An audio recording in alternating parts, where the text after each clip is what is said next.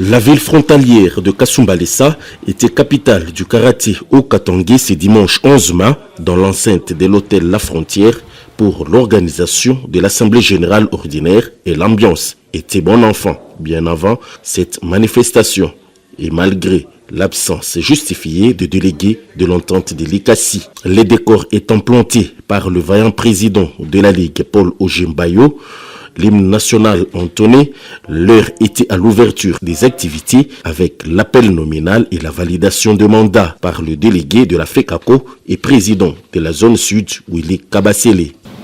Nous avons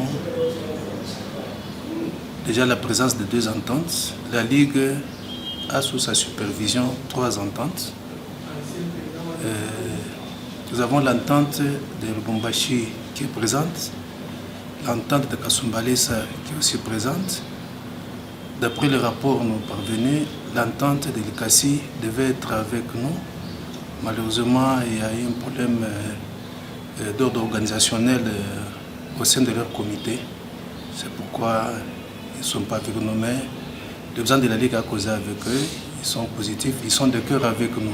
2 points étaient à l'ordre du jour, à savoir la lecture des différents rapports et les divers. Parlant du premier point, le comité provincial s'est indigné de la non-assistance des autorités compétentes pour l'encadrement de la jeunesse et aussi l'absence remarquée de certains membres de la Ligue depuis leur élection. La non-assistance financière par des autorités politico-administratives de la province du Haut-Katanga, de la Fédération de karaté-do du Congo ainsi que du gouvernement national, alors qu'il est de leur devoir de financer toutes les activités sportives organisées officiellement. Par ailleurs, nous saluons la contribution des comités des ententes de Lubumbashi, l'ICASI et Kasumbalesa, leur participation active à toutes les activités organisées par la Ligue de karaté-do du Haut-Katanga. Nous saluons le développement des différents clubs qui se sont affiliés à leurs ententes. Durant cette saison sportive, la Ligue de karaté-do du Haut-Katanga a fonctionné avec 3 ententes, Lubumbashi, l'ICASI et Kasumbalesa, pour un effectif de plus ou moins 38 clubs affiliés. De ce qui précède, nous pouvons dire que le comité de la Ligue H4 a été très actif dans son rôle à jouer du fait qu'il a été en contact direct avec les autorités tant militaires que politico-administratives de la province, avec la FECACO, la Ligue Sœur du Lualaba, la division provinciale et les services urbains des sports et loisirs, les ententes de l'ICASI, Lubumbashi et Kasumbalesa, les dirigeants des clubs, les karatékas ainsi qu'avec tous sportifs avérés et mécènes du karaté-do Shotokan. Quelques amendements étaient observés avant d'adopter les différents rapports. Dans les divers, plusieurs points étaient soulevés par les participants et ont obtenu des réponses adéquates. C'est notamment les cas liés aux licences des athlètes qui a été répondu par le président Paul Ojembayo. Nous avons eu à échanger avec le secrétaire général de la fédération et il nous a envoyé la liste de toutes les licences qui ont été envoyées à Kini. Et nous les avons. Et je crois que leur validité prenne fin cette année. Donc nous sommes obligés pour l'année 2025 que chacun puisse acheter une licence. Et nous en avons sur place. Il suffit de payer. Dès qu'on a payé et on remplit les licences, on va les envoyer à Kin pour voir. Donc, apparemment pour la saison 2025, chaque tête doit acheter une licence.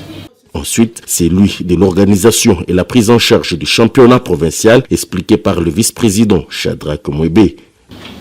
Je crois que c'est le moment opportun. Peut-être il faudrait parler sur l'organisation du championnat provincial, bien que le directeur est là. Mais je voudrais demander, comme c'est en présence de toutes les entités, nous voulons que ce championnat puisse se passer dans de très très bonnes conditions, énormes, comme ça sera l'ICASI, nous avons souhaité que chaque entité s'organise sur le plan de la restauration. Peut-être il y a beaucoup d'années, on participait à des championnats comme ça où on avait du mal à trouver où dormir, comment manger et tout. Cette fois-ci, la LICASCAT souhaite qu'il y ait une organisation que nous mettons en place pour faciliter les délégations. Par exemple, la délégation de Kasumbalesa à l'ICASI, ils ne savent pas vraiment se retrouver facilement. Alors, nous voulons mettre en place un logement et la restauration. La restauration qui va se passer dans un lieu. Je vous demande, si cela vous plaît, à votre niveau, organisez-vous. Organisez-vous de sorte qu'il y ait un budget X que vous allez nous communiquer pour que l'on confirme déjà la restauration ainsi que le logement. Si c'est exorbitant ou si vous n'avez pas la possibilité, la Ligue verra comment faciliter afin que le karatéka qui viendront de Kasumbalesa, je ne sais pas, Lubumbashi, vraiment soit à l'aise par rapport à la compétition. Enfin, de l'absence de certains membres du comité est signifiée par le vice-président de la Ligue, Shadrack Mwebe. La composition du comité de la LICASCAT. Depuis un temps, nous organisons des réunions pour voir comment fonctionnait la Ligue. Mais nous sommes en train de constater une absence totale du premier vice-président, du deuxième vice-président.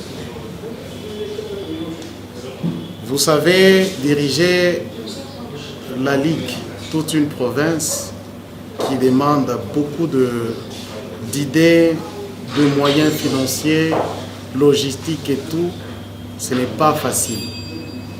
Ça fait très longtemps que notre président Roger Mbayo est en train de faire le tout, seul. Bon, la volonté n'est pas une raison échappatoire aux autres personnes faisant partie du comité de ne pas faire leur travail comme il se doit.